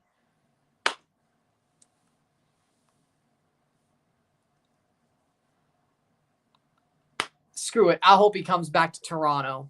If they sack Vanny, I hope Vanny comes back to Toronto. Turns out, at least he's good at papering over the cracks of a shit team. For better or for worse. most of the time. This is probably the worst I've ever seen a Vandy team actually be. But but then again, I still feel like Ricky Poos was a big reason they won. I feel like it was already a house of cards. Like LA Galaxy found their cup, but I kind of felt like it was a house of cards anyway. Cross in, peck wide. Like the good thing about Vanny is he's good at papering over the cracks of shit teams. Because if you look at some of his LA Galaxy teams,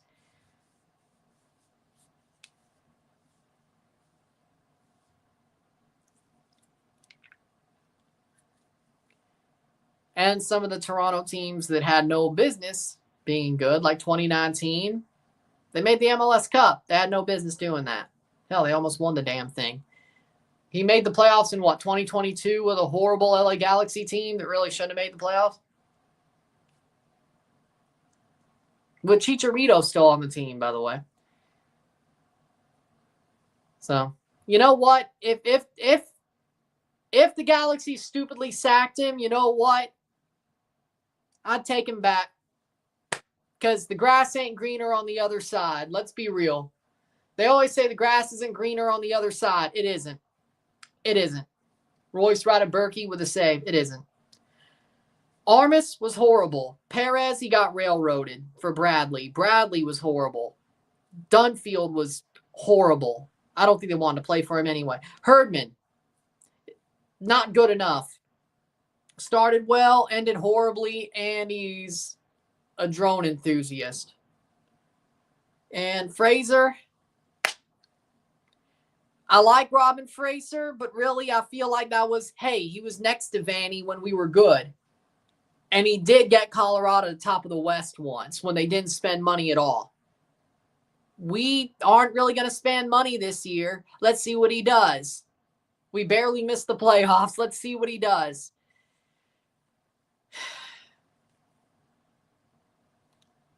Whether it's because they can't spend money or they just don't want to, we don't know. I think Insigne really is hamstringing Toronto on the spend money portion of things. I like Robin Fraser. I think he's a good dude. I think he's a talented coach. But is he what Toronto needs? I don't know. I don't know. I say yes. I'll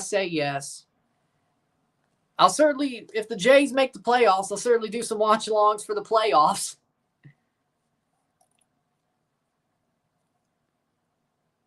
Maybe I'll do a random Friday night baseball game when the Jays are on Apple TV. Maybe, because honestly, I think I could do better commentary than Apple TV does. Honestly. So let's see if the Jays are on Friday night baseball on Apple TV. Chelsea, I don't think the title race is what they should worry about. I want the Conference League in top 4, but they still should have spent money on a striker in January because the team without Jackson is horrible. Horrible. Like, it's sad. It's sad. Like, it's... Chelsea without Jackson is just, ugh. Ugh. They need him back. You're pinning your hopes on Jackson. I'm sorry. This team... Like, and Cole Palmer, ironically enough, as soon as Jackson gets hurt. Oh.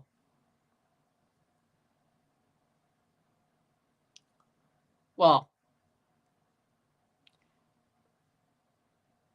yeah, true. But Arsenal, it was always a Liverpool had to bottle it for Arsenal to win the league in January. So I don't know. Liverpool had to actually bottle it. I don't think they is the problem. And Arsenal had to be perfect just while Liverpool was bottling it. Berkey makes a save. Of course he did. Mid-April, because they're not making the playoffs. They're horrible this year. I can't believe Seth Jones got traded to the Florida Panthers. Like, Seth Jones isn't even that good anymore. Like, he eats up a lot of minutes, but he isn't even that good anymore.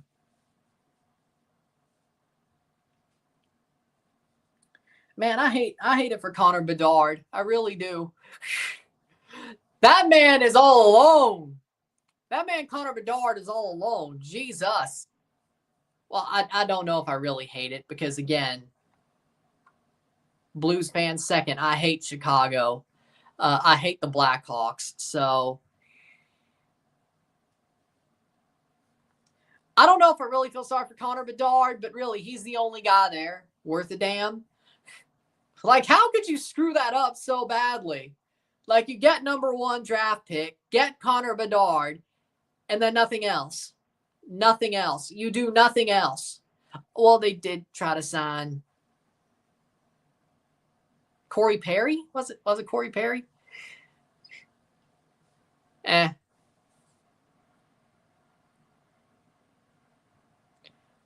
are a top contender, but Dallas and Colorado are like, honestly, after the deadline, honestly, out of the West, whoever wins the Central quarterfinal or the Central plays forward, cleared away.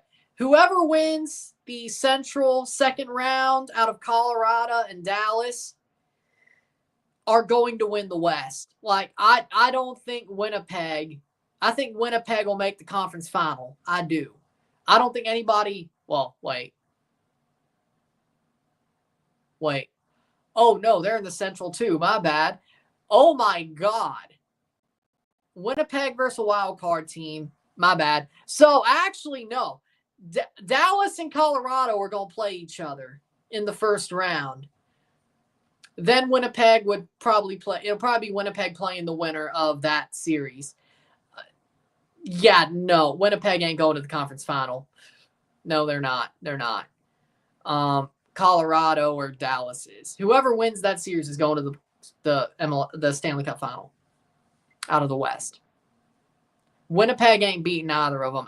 No. Winnipeg started hot. They've been good this year.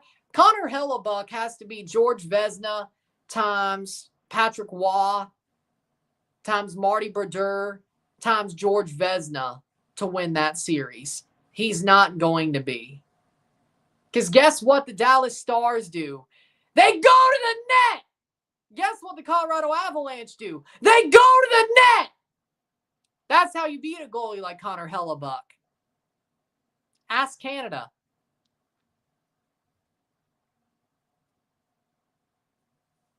That too.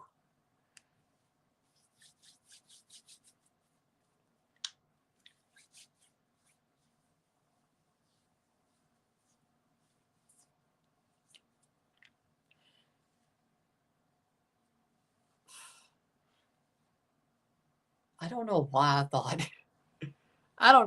thought. My bad. Yeah, Central's Winnipeg too. I don't know why I thought Pacific for them. I'm like you would think, since they're the third best team in the conference, you would think.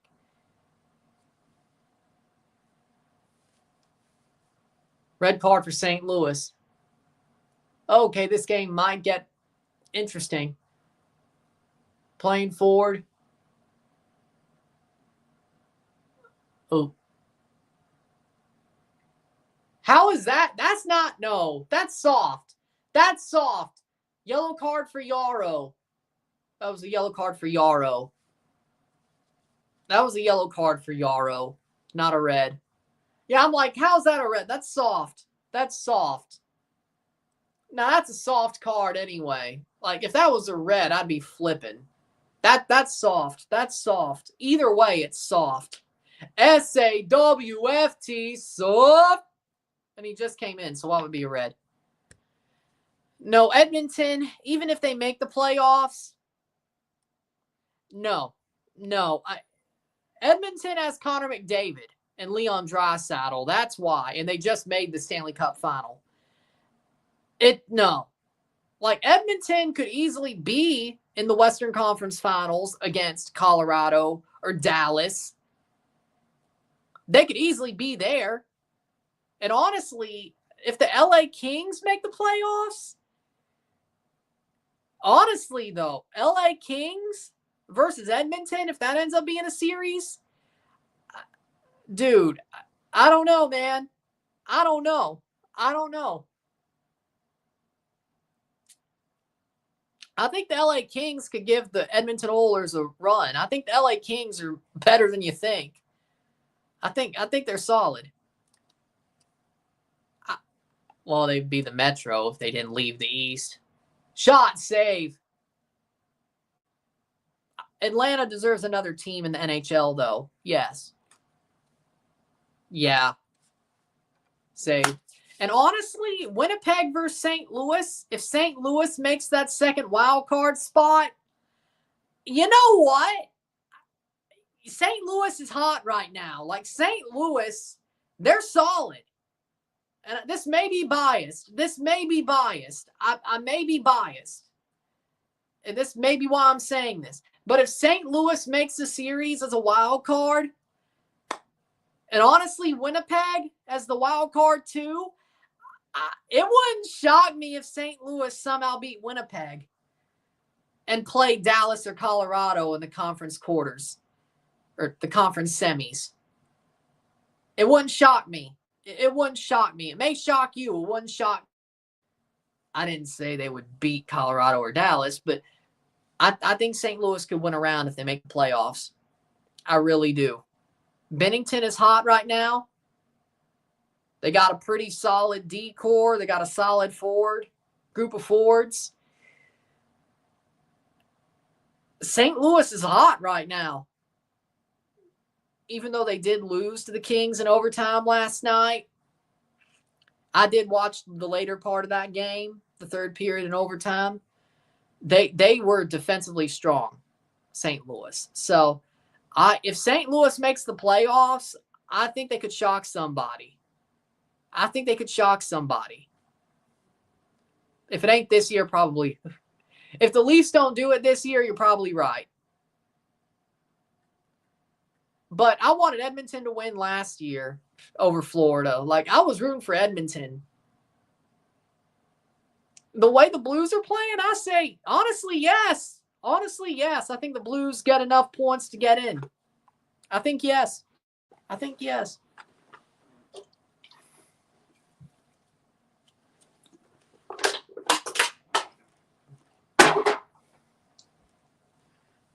I say yes.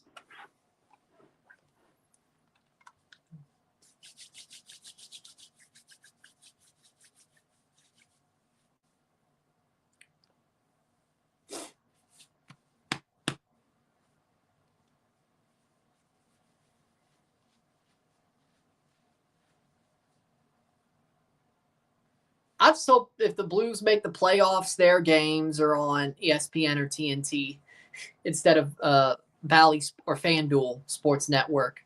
FSN Midwest. Oh, yeah, it's FSN again. Yeah, that's why I'm calling it. Screw FanDuel. I'm calling it FSN Midwest again. Because technically, FanDuel Sports Network, FSN. Boom. There you go. I mean, technically, though, it is. It technically is.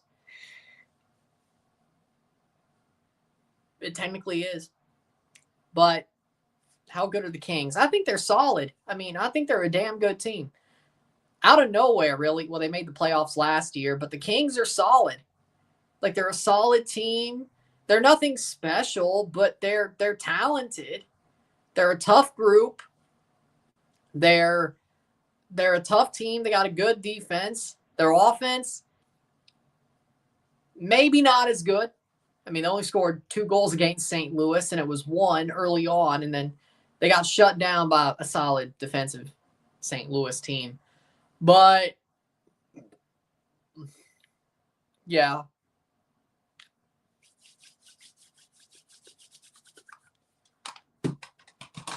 You're lucky I watched the later part of the St. Louis Kings game yesterday. You know, I wonder if any Blues fans stayed over for this game. You know what? That'd be funny, because guess what? St. Louis City is playing in Carson when the Blues played at L.A. last night. Makes me wonder. It makes me wonder if any Blues fans went to Anaheim, went to L.A., and then stayed over for the City game.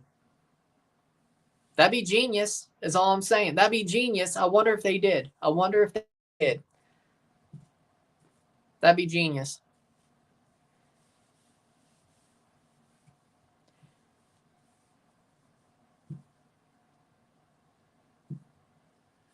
I know John Hamm was at the Kings Blues game. He was in the broadcast booth too.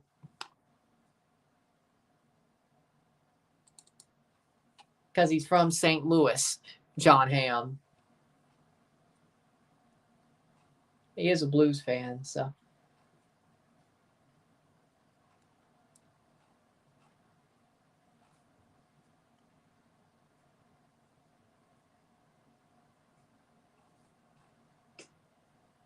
'79th minute.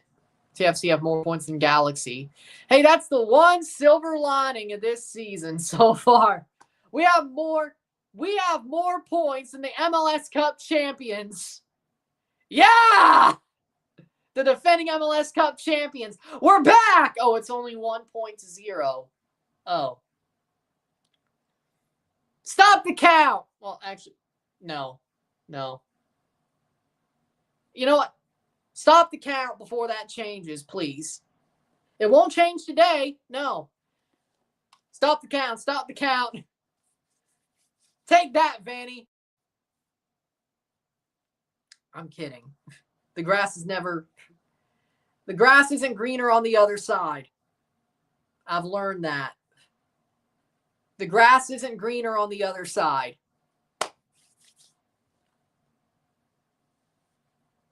But still, 10 minutes to go. Corner for St. Louis.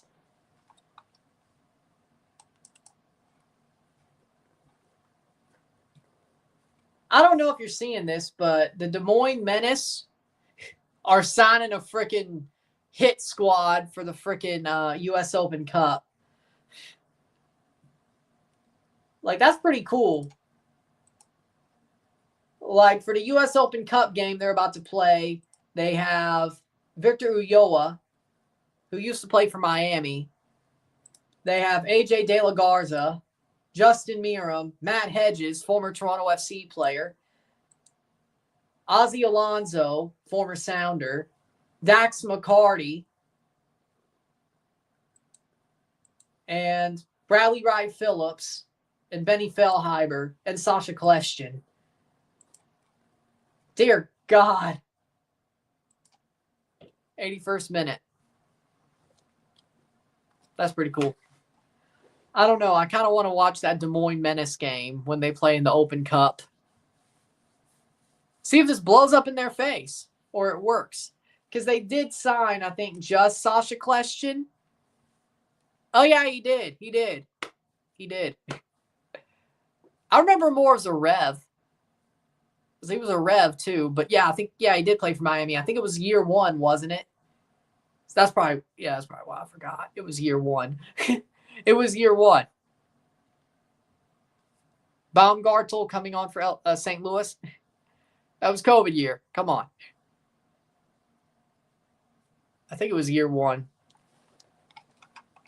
It was pre-messy for sure, though. When people really didn't care about Miami. Marco Royce is off after 82 minutes. Year one was a weird time. Yep. Tucker Lepley on for Marco Royce.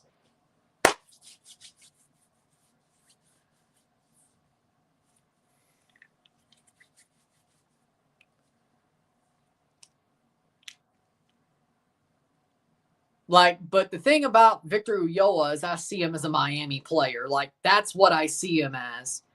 I don't see De La Garza as a Miami player. That's why I said it like that. I see him more as a Rev.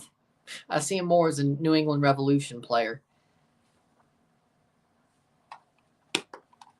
That's what I picture him as.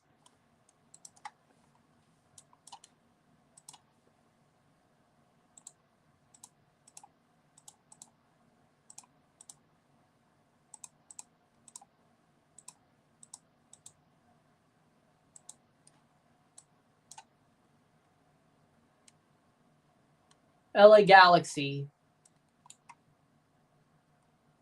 Oh, he played for the Revs after Miami. Oh, my. He was...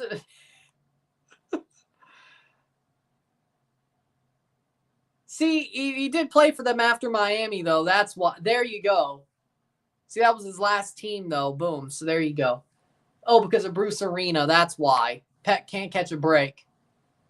Game over. It was over when the second goal went in, but okay. If this was Toronto, you could still score 2 goals before the game was over. But this is St. Louis, so that won't happen.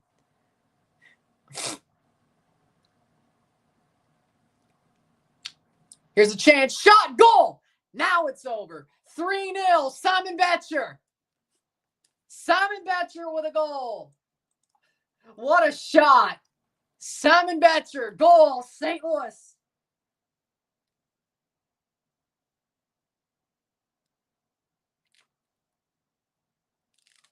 That's what you were talking about. That's what you were talking about. 84th minute. Good goal. Good goal by Betcher. There it is. Bad giveaway. Someone's getting sacked in the morning. Hey, you know what? Do it. I dare you. I dare you do it. I dare you do it. Girault, he kept it in and played it across. What a play. And then Betcher makes the run and just keeps running. Plays it short. Hebert plays it through. Betcher, boom. Top bins. I dare you do it. We will still finish ahead of St. Louis. Lol. You fire Vanny, you won't. Take it from me. Greg Vanny saved the Galaxy's ass. He's a Galaxy guy. There's a reason he went back. He loves Toronto, but he's still more Galaxy than Toronto. There's a reason he went back. Greg Vanny saved the Galaxy's ass. Take it from me. The grass isn't greener on the other side. Take it from me. The grass isn't greener on the other side. I know. Greg Vanny saved Toronto's ass. He made them good. And he made sure they stayed good until he left. That 2020 team had no business being anywhere near the Supporters' Shield. And they were there. It wasn't Vanny. I'll admit it. It wasn't Vanny. I was wrong. I was wrong. He kept them afloat, especially in 2019 and 2020. They had no business being anywhere near the MLS Cup in 2019. They had no business being anywhere near the Supporters' Shield in 20. And then he walked away because there was a loud group of people who were Vanny out. And the Galaxy wanted him, so he went. And it was also COVID, so that probably helped as well. That probably helped him walk as well. And also, I feel like Ali Curtis ran him out of there anyway. There was the Vanny out crew. There was the Ali Curtis pushed him out. There was COVID, probably sent him closer to LA, and he's a Galaxy guy. And he saved your ass too. So the grass isn't greener on the other side. There's only been one guy to put Toronto in the playoffs. That's Greg Vanny. Trader Mo couldn't get us to the playoffs. Chris Cummins couldn't get us to the playoffs. Desovic couldn't get us to the playoffs. Preki. That man had a freaking mutiny on his head. couldn't get to the playoffs. Aaron Vinter. At least we got to a Champions League semifinal with him, but we didn't get to the playoffs. Paul Mariner, God rest his soul. Love the dude. They probably played a little bit better with him, but they couldn't make the playoffs. God rest his soul. Ryan Nelson, failure. Chris Armas, only lasted 2 months. Hey, at least he beat Javier Perez, got railroaded. Bob Bradley, idiot. John Herdman, Terry Dunfield, trash. John Herdman, a drone enthusiast who has no idea what he's doing if they don't play for him. He's a better international manager anyway. And Robin Fraser, jury's out. Jury's still out, but I feel like that was the closest they could get to Greg Vanney to rebuild the culture.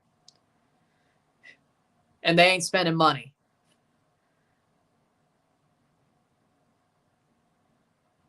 So yeah, there's only one guy. There's only one guy.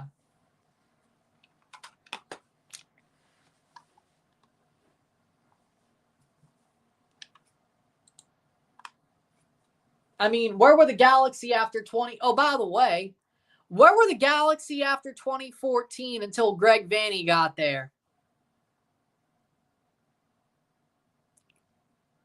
Yeah. Oh, wait. Irrelevant for the first time ever for like 7 years. Arsenal's a bunch of bottle jobs. How do you draw Man United while you're in a title race? How do you draw Man United when you're in a title race, Arteta? How? That horrible Man United? They want to fire Amorim. Which, exactly. This ain't Vanney's fault. I am blaming him. I've learned my lesson on blaming Greg Vanney. I've learned my lesson on blaming him. I've learned my lesson.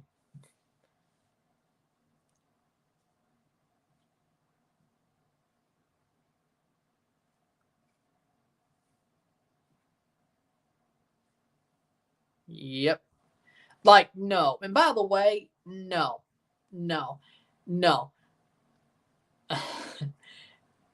Man United should not fire Amorim, by the way. Just to be clear. Let's just be clear. They should not fire him. It's not his fault.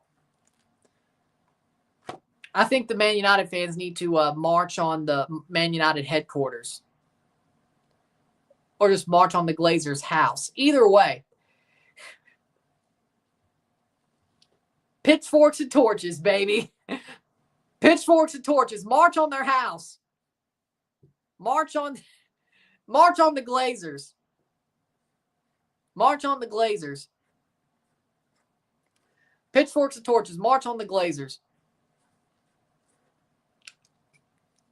91st minute. It ain't Amorim's fault. Like, they want to fight. Like, they're already, like, Arsenal or Man United are already looking at new coaches. They're already rumored to be like, oh, we're looking at X, X, and X. I think Allegri's one of them. Allegri? You want Massimiliano Allegri? That is the stupidest shit I ever heard.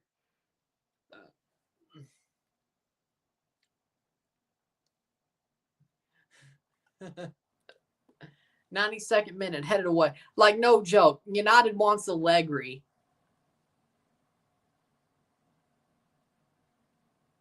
That's even worse. Allegri, no, I'm talking about United wants to sack Amorim for Allegri. Arsenal doesn't want to sack Arteta. Yet. I'm waiting for Arsenal Fan TV to start backing out the banners. Again. It's about time for Arsenal Fan TV to get toxic again. It's about time for Arsenal Fan TV to get toxic again. Hold on. 92nd minute. It's time for them to crash out again. I'm waiting. I'm waiting for them to crash out again. They've been too positive for a couple of years. They got to crash out. Hold on.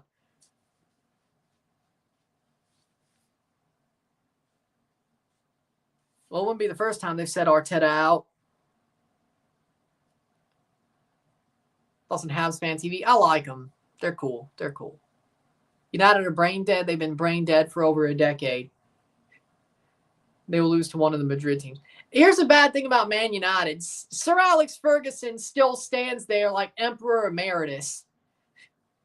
Like, it's like when Benedict was still around in Vatican City when Francis was Pope.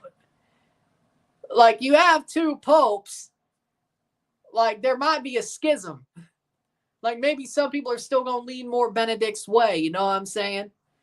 And there's been nobody at Man United besides maybe Jose Mourinho that could be like, hey, follow me instead of Sir Alex. Even if they play well. Like, Ole Gunnar Solskjaer may have been their best manager since Sir Alex. He might have been. He had no balls, though. He was a Sir Alex guy. He had no balls. Which I guess is better than anything else. And he still got fired. He was Man United to the core, Sir Alex to the core.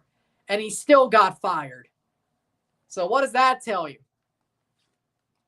94th minute. Oh, by the way, Jose Mourinho was right about everything about Man United. He was right about everything. Full time, 3-0. He was right about everything. 0-3, 0-3. St. Louis wins. He was right about everything. With that being said, we'll take not a short break, but with that being said, if you like this stream, like it, share, subscribe. You know what it is. Tell your friends. Hit that like button. Hit that subscribe button. Hit that bell notification once subscribed. Send some chats on the live streams. Comment on this video. Put this in playlist. Share with friends and family. All that great stuff. I will see you Tuesday for some Champions Cup. We have LAFC versus Columbus, the first game, and Tigres Cincinnati, the second. We'll also focus on Cruz Azul Seattle, by the way, on Tuesday. Monday, we're off. I'll have the streams ready. I'll make them up tomorrow.